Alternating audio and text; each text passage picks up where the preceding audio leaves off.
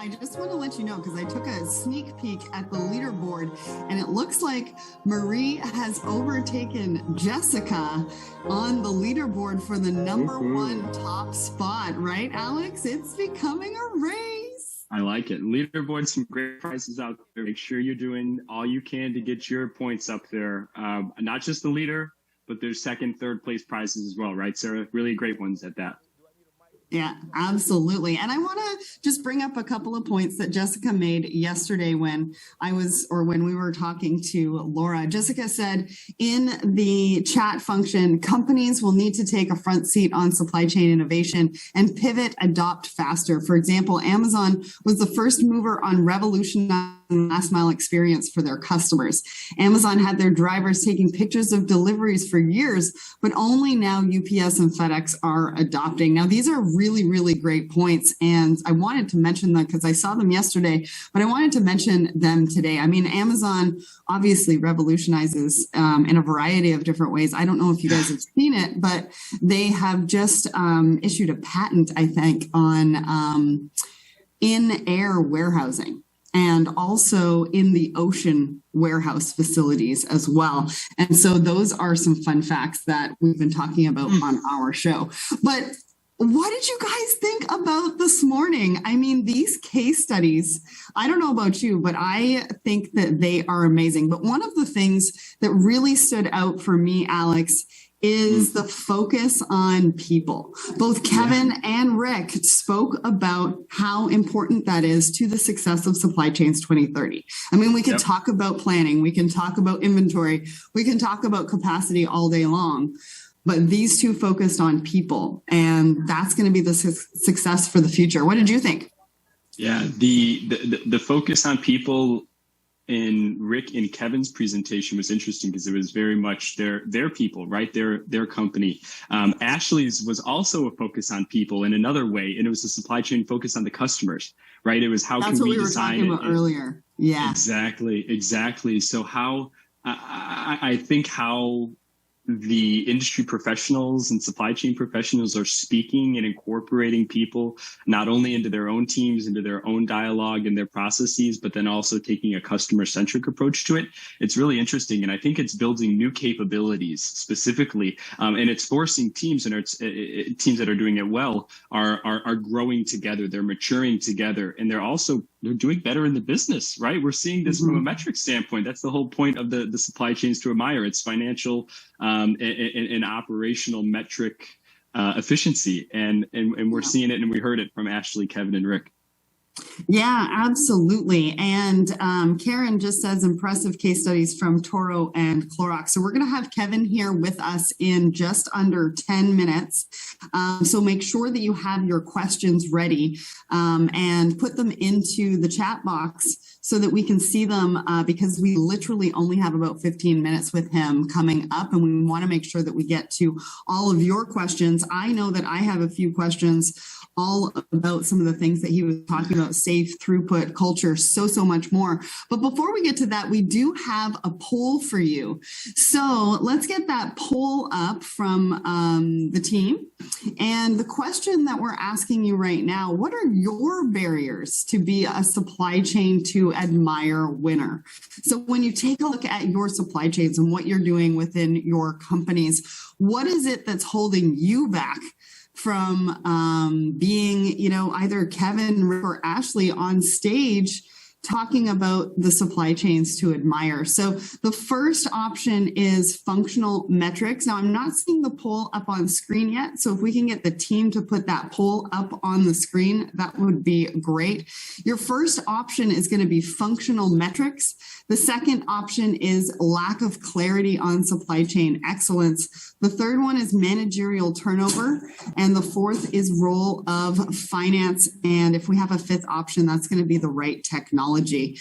It'll be interesting to see what the answers are on this poll because, at the end of the day, it's really going to come down to what you've heard this morning from these case studies, how you're relating that back into what you're doing, and where these case studies have helped you sort of see the gaps, right?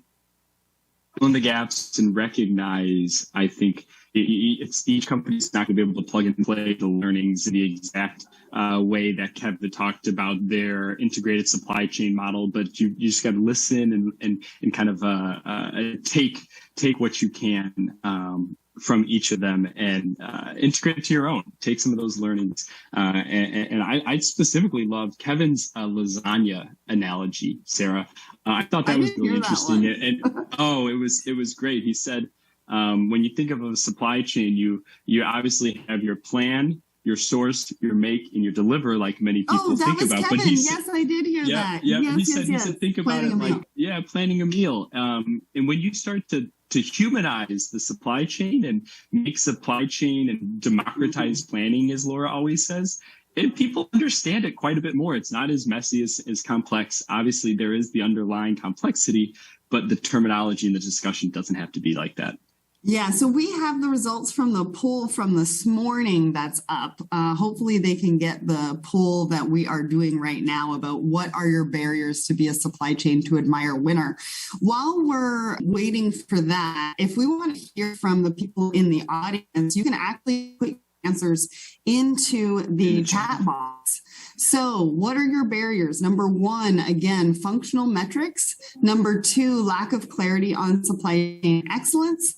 Number three, managerial turnover. Number four, the role of finance. Number five, the right technology. So we want to hear from you. So put 1, 2, 3, 4, 5 in that chat box so we can see where you are in regards to some of your barriers to becoming a supply chain to admire award winner, because we definitely want to hear from you on that. And after this, once we get Kevin in the hot seat here, after this, Ashley is going to be presenting her case study. And I know that we got a lot of really great information from her this morning when we talked a lot about their intentional strategy around that customer. Now, I can only imagine how difficult it is to deliver that product, get it set up, and even do returns. Like, kudos to them, because they are owning and controlling all of that supply chain. And stats and numbers don't lie, and we're gonna hear more from her on that. But it's impressive, how they're retaining clients. Mm-hmm. A direct to consumer, vertically integrated supply chain. I know that's where some of the D2C people and companies play, but you hear it done on this scale in this level of execution. It's very impressive, and I'm really looking forward to hearing what Ashley has to teach us later this testing. I was just saying, looking forward to what Ashley has to share with us later today. Absolutely. So I want to welcome Kevin to our digital stage. How are you? I'm good. How are you? Good. I absolutely loved we've got Alex online as well. We loved your presentation. We were just talking about your planning a meal analogy. Where did that come from? Well, I like to cook, but it also helps explain what integrated supply chain is. We all eat. We all have to plan our meal. And it's just, the difference is we just plan meals for customers with steel engines, harnesses, and frames. Absolutely. That is amazing. So, what surprised you the most when you were putting this case study together?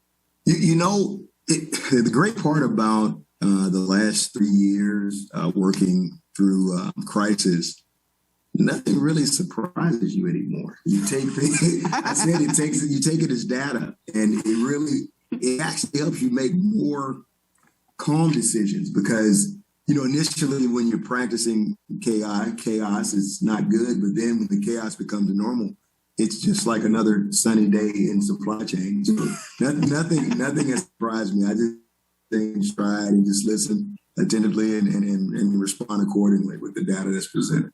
I think that's the magic of supply chain professionals. Now, you and Rick both honed in on people and how people are going to be the success of supply chains into 2030. Now, I really liked hearing about that. You said safe throughput culture. Can you talk a little bit more? I know you talked about that when you did your presentation, but talk to us a little bit more. Like, we are one. How do you bring everybody together, especially now we're doing hybrid, right? We're not all back in the office. I know it's a challenge for leaders out there. Talk to us about how you're doing that in a remote environment. The thing about it is, when I talk about safety, when you have the majority of the employees in supply chain working in plants and working in also in the office, a lot of our employees are back in the office. Okay. So it's a lot easier for me to get around and engage the employee. When you hone in that employees have always been the number one asset of a company, this is not new. It's just now we need to lean into it. Sure, we tell them.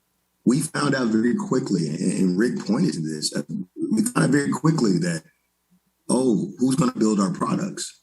And when you start thinking that way, who's going to build our products? And then you start saying, well, how are we going to realize revenue after we finish depleting all of our finished goods inventory? That's not anything new. And I think by me coming back to the roots of just my upbringing of thanking people and understanding the importance of people. And I was raised up through the manufacturing floor as a manufacturing engineer when I started at General Motors. And it's always been about the people. It's just sometimes we forget and we took people for granted. And I'm not just talking about people in the U.S., it's globally. You know, if you look at how we've been constrained, we can't introduce China back in because they shut down and it's supply chain volatility. Yeah. So we try to bring everything back to onshoring, and we don't have the labor there because for 20 years, we've been telling everybody to come to manufacturing, which manufacturing is not a bad gig. It's actually a very good and righteous job. You have skilled trades there that are some of the smartest people. They're the top 5% in intelligence in the world to do welding, machine shopping, electricians, pipe fitters, all those different things that are engulfed in the supply chain is oftentimes not talked about. Absolutely. Alex, I know you want to jump in here. I was just saying, I love your thought, because everyone in Laura talks about this too, right? There's a people, process, and technology are oftentimes the three pillars that people think of how we can improve our situation. And everyone jumps to technology. A lot of people should be focusing on improving their processes, but it's the people that do the other two. And it's just it's energizing to hear it. And I couldn't agree more with what you said, Kevin, too, at the end of your point. Around 80% of companies have an integrated supply chain, right? So there's people that are walking in your shoes, that are going through what you can go through, that you can talk to each other about, and have that camaraderie around. Fantastic when it comes to, I think, the focus on people in a very much a process and a technology-oriented industry. Yeah, you know, the part about it, we talk about design thinking, and talk about empathy map, but we forget about the people involved. Who you have an empathy towards. It becomes just buzzwords. And I think one of the key things, and that you learn as a leader, period, and this for leaders, period, is how to put yourself in other folks' shoes. And the people component is based on how are people feeling in this environment, and really checking in with one another. And that's how you get an engaged workforce. If you're just a talking head, people are very, very smart. And they know the bullshit meter. They know when you're not genuine and you really don't care. Yeah. But when they know you really do care, they will walk through walls with you. And not for you, because a good leader will always go through that wall with them. And those are the things that I try to relate to all of my employees, how I can feel them and understand them. And I can relate to the hard work being done over these last 3 years to make a TGC very, very successful. Yeah. And talking about that journey of where you started, where you are now, I think people really want to hear that journey, right? They want to know that you can resonate with what they're doing, that you've been in their shoes, and that you've probably worked in their shoes without the technology resources that they have today, right? I don't know about you, but, I was using typewriters when I was working at a logistics company to type out checks. That doesn't happen anymore. Well, the funny thing, I worked my way through college, and I had a job where I worked in a freezer, and it was in Douglasville, Georgia. It was burning distribution, and I would work during midnight until about 6 o'clock a.m. and then for class. So I have loaded boxes. I've worked status. I've literally done every job there is to do in a company, darn near, from the floor all the way up to the C-suite. So I really, when I say I understand them, I really do. From laying bricks with my grandpa in Tuscaloosa, Alabama, when I was 12, all the way up. So me having empathy for folks who have to go in and punch the clock, it's really something that I can speak to and understand, because that's really from my roots and upbringing. Yeah. And you made a point where you said, we don't get the thank yous that we should get. And during the pandemic, I actually made a point of reaching out to the supply chain leaders that I knew to say, hey, how are you doing? Right? Because they were all checking on their teams, and they had teams that they needed to make sure were okay, but who was checking on them? Yeah. And I think it's important as supply chain leaders, supply chain professionals, that we're checking on not only our teams, but also our counterparts, right? Absolutely. I think in the thing, there's more of a therapy set. The worst thing you have, and anybody says, will say this, the mental health, you think you're alone. You think you're by yourself. And that's the isolation piece. We're not. We got a bunch of people that we can actually talk to, and I've always talked to my good buddy Ernest Nicholas about different issues. And iron sharpens iron. When you talk to each other about different issues, you say, "Oh, that happened to you." Yeah, I envisioned that. I was crazy. So you really can relate and understand that you're not losing your mind. And these are the things that we're all going through together. And inflation is real. It's not just a Kevin Carpenter issue that can't figure out. Kevin, you're supposed to be smart. Why can't you figure out how to not have surcharges? I don't understand. What's going on? I don't know. He's like, I don't know. Maybe I'm not that smart. I don't know. I think I hit the thing. You did. It's okay. I talk with my hands. I'm expressive. We'll get that fixed. It's just funny, but it's really, we have each other say, oh, okay, they're charging surcharges too. I thought it was me. I thought I couldn't negotiate it. Well, that's the other thing, is we need to talk through and see what the actual normal is for everybody, right? Because we get into our own little world, our own little bubble. So I want to ask you, what are some of the actions or learnings you'd like the audience to take or consider in their own supply chains?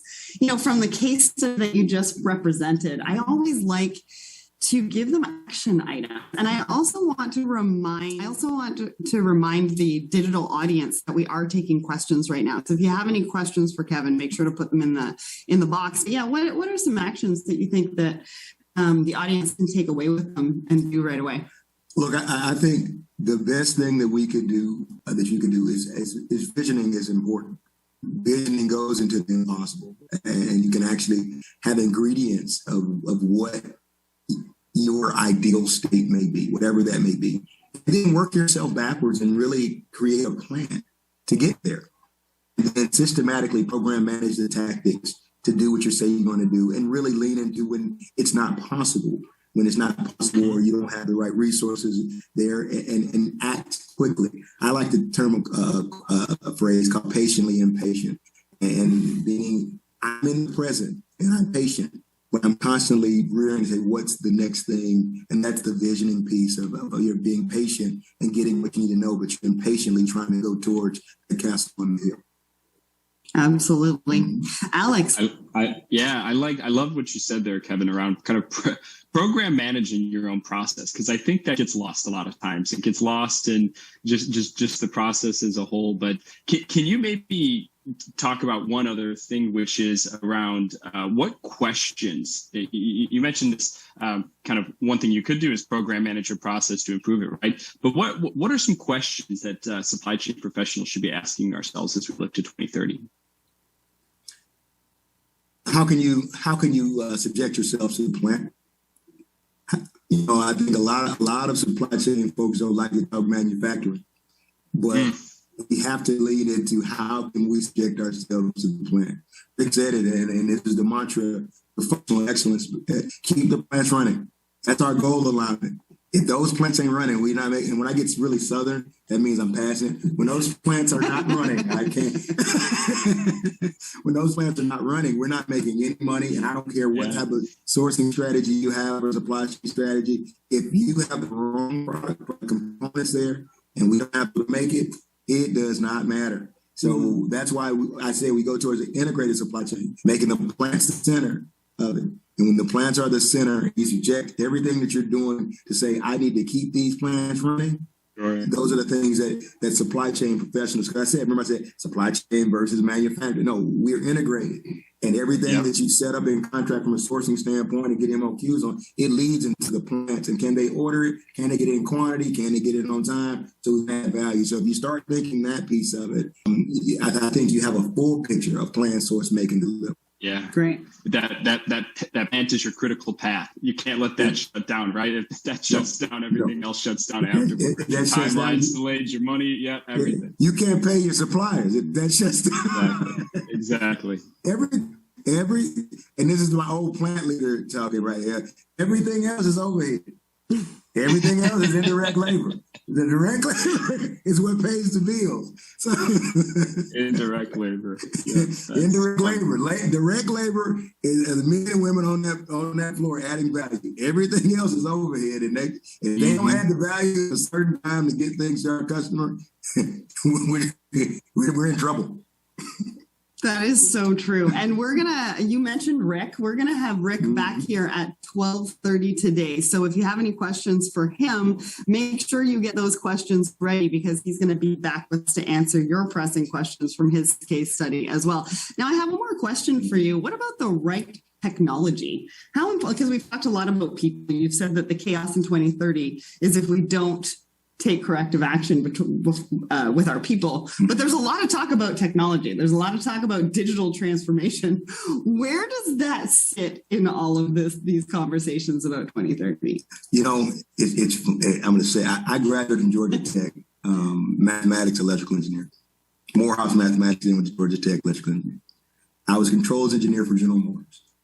And what I'm going to do and say is counter to my training. But it's so true to my training. Oh, here we go. You've heard it here, folks. The process manually before you do any software overlay, or it's just a waste of money.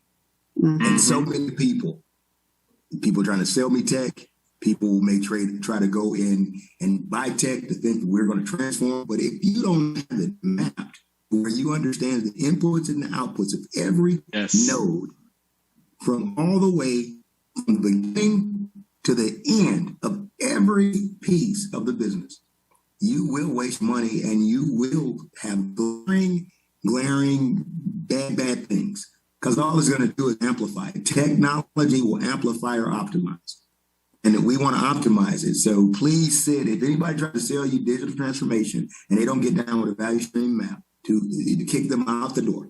Kick them out the door. They're just trying to make money off of you and get you a license agreement. You have to map the exercise. You have to map it to a value stream mapping every input and output and go back, because software will do exactly what you tell it to do, good, bad, or ugly. So when you sit down with a technology provider, what's the first question you ask them? I need you to value stream my processes that include it for free, because that's the hardest part. I can write code. I can code. The hardest part is sitting down doing empathy maps. How to consume the technology. At each node, I'm going to have a person, maybe a technician, maybe an operator, maybe a manufacturing engineer. They look at everything that's being shown differently.